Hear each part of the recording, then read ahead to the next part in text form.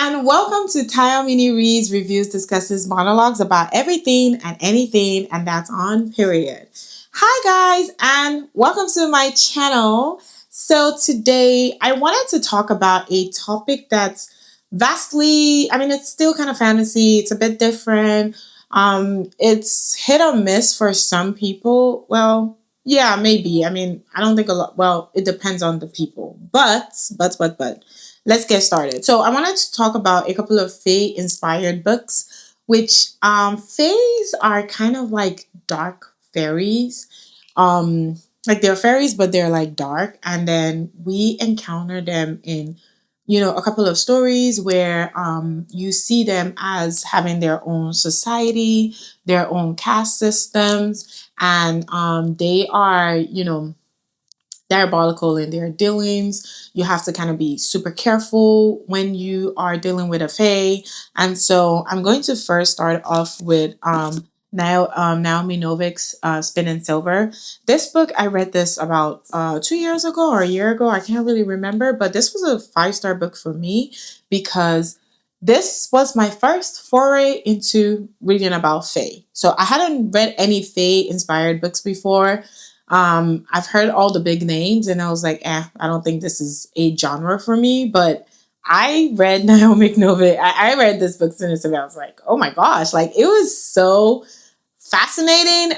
This book talks about Miriam, who is I'm just going to read a little of the synopsis. Like, Miriam is a daughter and granddaughter of moneylenders, but her father's inability to collect his debts has left his family on the edge of poverty until Miriam takes matters into her own hands. So, what happens really is that Miriam has to, take over the family business, which is money lending. And what comes with money lending is you have to be able to get the money back when people borrow it. And so that was like the part that her father couldn't do. And so she had to be doing the unpleasant part of it, like, I don't know, not threatening people, but she got really, I want to say like efficient, or she got really, I don't know the word, but she got really good at figuring out how to get her money's worth from people. Maybe she didn't get it like in cash, but she got it in goods. So basically, she was able to spin gold or spend like make nothing out of something pretty much. And so due to that, she caught the eye of the Fae King. A Fae King, right? They're called the Stark here, but obviously they says grim Fae creatures who seem more ice than flesh.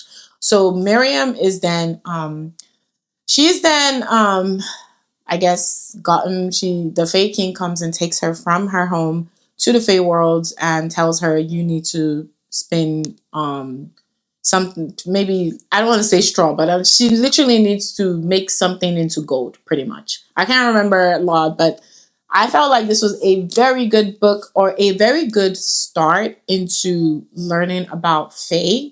It wasn't too hot and heavy, and it was surprisingly easy to follow. I really, really enjoyed this book. I feel like I want to read it again. But it was a great fairy tale. It ended off really nicely from start to finish. I don't think I found anything that I would say took away from the enjoyment of the book. One thing I will note is this is like a wintry kind of book. So I would advise you read it in winter because it kind of adds to the atmosphere. It's all kind of gloomy and there's ice and it's like winter. It's so nice, soothing if you read it in the winter, which I did. So I enjoyed this, and when I read that, I was like, oh, okay, maybe I do like Fae books. And so that leads me to my next Fae book that I read, which was A Curse So Dark and Lonely by Brigid Kemmerer. This book was a book talk darling whenever it came out, which, let me check, 2020. So this book came out in 2020 and everyone was talking about it. This is actually a trilogy, but for my own sanity, I stopped at the book one because a couple of things happens on in the next couple of books, and I was like, yeah, I'm not interested. So I only read this. Now, this is more like a Beauty and the Beast retelling, and then this is also kind of set in modern world, like I'm just going to read a little of it. It says, cursed to repeat the autumn of his 18th year, Prince Ren of Emberfall thought he could be saved easily if a girl fell for him. But that was before he turned into a vicious beast and destroyed his castle, his family, and every last shred of hope. And then nothing has ever been easy for Harper, with her father long gone, her mother dying, and her brother constantly underestimating her because of her cerebral palsy. So we actually have a um, character that has a disability. And it says, when she tries to save a stranger on the streets of DC, Washington, DC, she's pulled into a magical world. So basically, it's a modern world where then she gets transformed into this fae world, fairy tale kind of place. And it's kind of like a Beauty and the Beast, because Ren has to make her fall in love with him so that he can break the curse. But the point is Ren a good guy or is Ren a bad guy?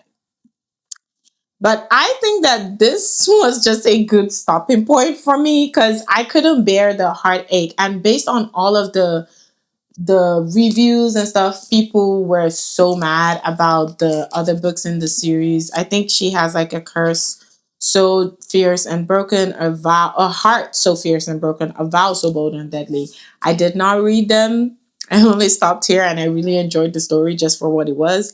Let me know if you did go on to finish this trilogy. Do you think it's worth me going back to read it? I don't know. You let me know, because I'm like half and half. I'm like, yeah, I couldn't be bothered. I don't know. But whatever the case. It was still a good book. So because I read those two books, and I'm actually going in the order in which I read them, right? And so because I read those two books, I was like, you know what? Maybe, just maybe, I might like ACOTAR, even though I don't really care for hyped books. And so I did the unthinkable and I read A Court of Thorns and Roses. And I kid you not, this book is not exaggerated. It's not overhyped. It's literally really good. So this, I think, will be the perfect Fae story. You know, like a combination of the two books that I just talked about. This would be like the grandmaster of Fae stories. We follow, okay, so Fayer, I'm going to put it on the screen. Freyer, I don't know, like whatever they want to call it. This girl, Faye, let's just say Faye. So Faye, okay, so this is not a modern world. This is literally just a old, fantasy world. There's nothing modern here. Fayer kills a wolf in the woods, and there's apparently like an agreement between humans and the Fae that you're not supposed to kill the Faes. So she gets into trouble pretty much, and then someone from the Fae world comes to basically claim her, because when you do that, you're forfeit to the whims of the Fae people. Anyway, she gets dragged off to the Fae world by this guy called Tamlin, right? And she so a couple of things is Fayer is someone that I don't want to say she has low self-esteem, but it kind of seems like she did. And so whenever she meets Tamlin is handsome, he's beautiful. She falls for him, right? Really fast too. It's like hot and heavy, like insta love, insta everything. And you're just, I was a little annoyed, but I was like, yeah, whatever, But you know, she falls in love with this guy, but I think along the lines of this book, she quickly realizes that something wrong with Tamlin. Tamlin is not who he pretends to be, right? So we follow Fair and Tamlin's love story here, but let me tell you that whenever I started the first book, I was like, oh yeah, I'll just read the one. I don't really care. I got the next book. And then I got the next book. And then I even got the novella.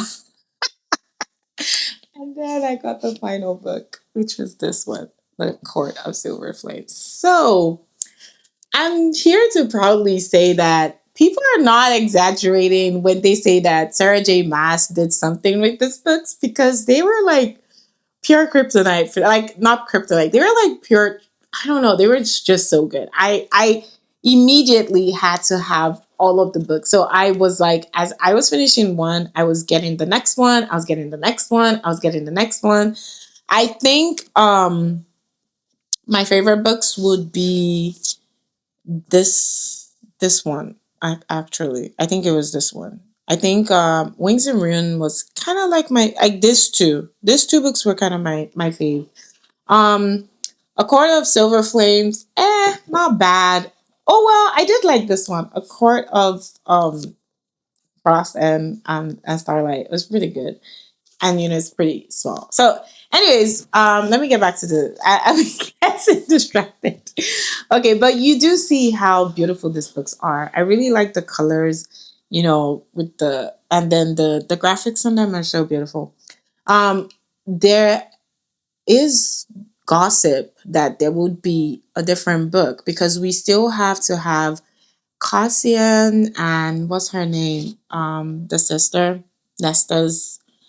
Is it Cassian and no. This is Cassian and Nestor's book. We still have to get her other sister's book. I forget her name. I'll put it up if I can. So one thing I like that Sarah J. Maas did was she kind of expanded on the story from book one because when we meet Fayer has two sisters and one dad.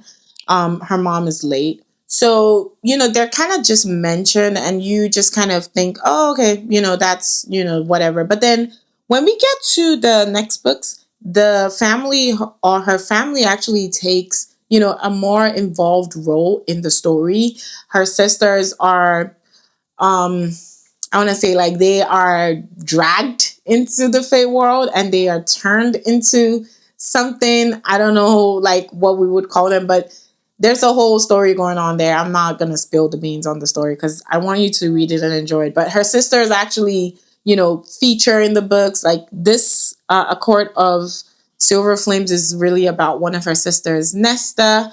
And the other book that people are thinking will come out will be the book about her other sister, the sweet one. So I really enjoyed the fact that her family was kind of mentioned in book one, but it wasn't an afterthought because they got brought in and it made the story all the more richer.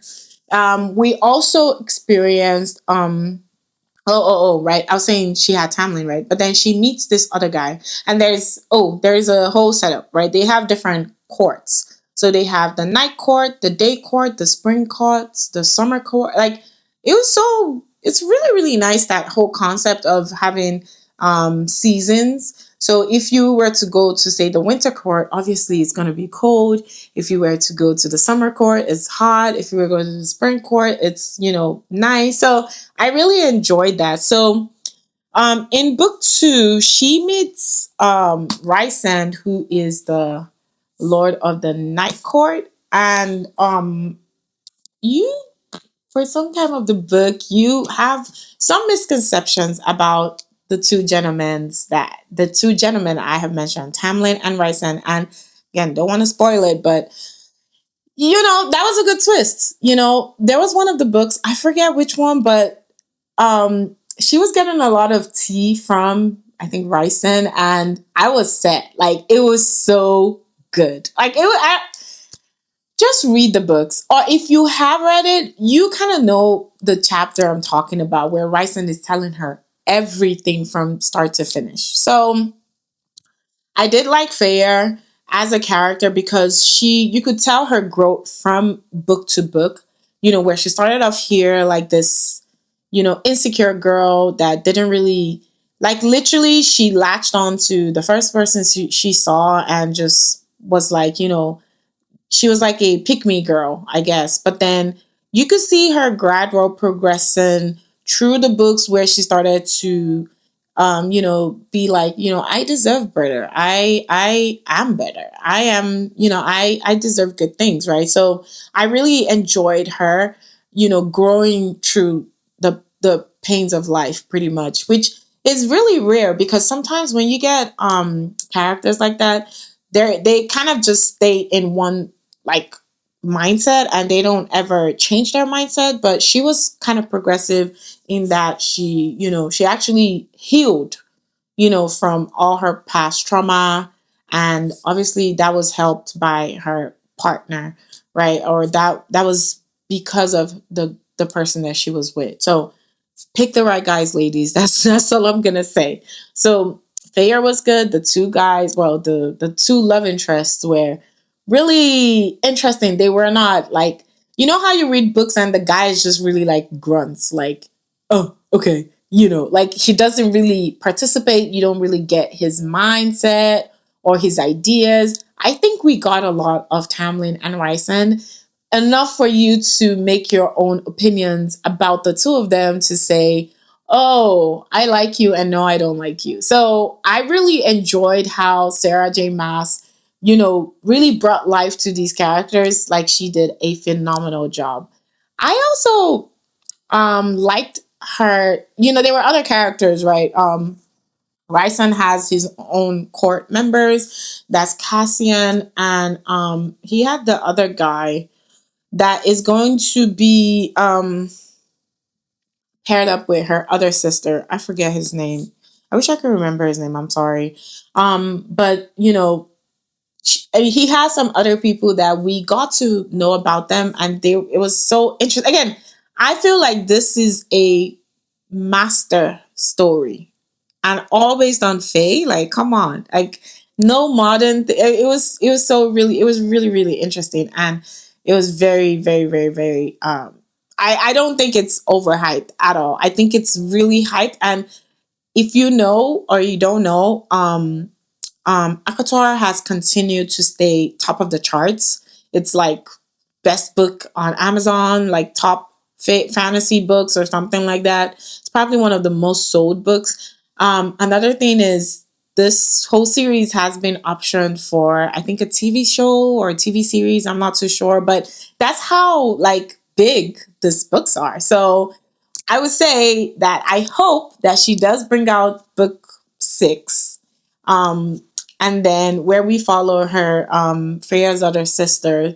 And I do hope that it becomes optioned, or we do get the series and the show or whatever. So yeah, let me know if you've read any of the books I mentioned, especially ACOTAR. I know it's a booktube darling. Everyone loves this book, and I completely agree. I am 100% yay. I'm 100% on the train for ACOTAR, because they are, it just was something that caught me so unawares. I didn't think I would like it, but I mean, I went on to buy all set. Like, I literally finished this in like 2 weeks. Just, I kept on finishing. I was buying the next one, and just like that. So that just shows how powerful, these books are and impactful. So yeah, let me know if you've read any of the books. Let me know if you like ACOTAR, or if you are thinking you want to read it.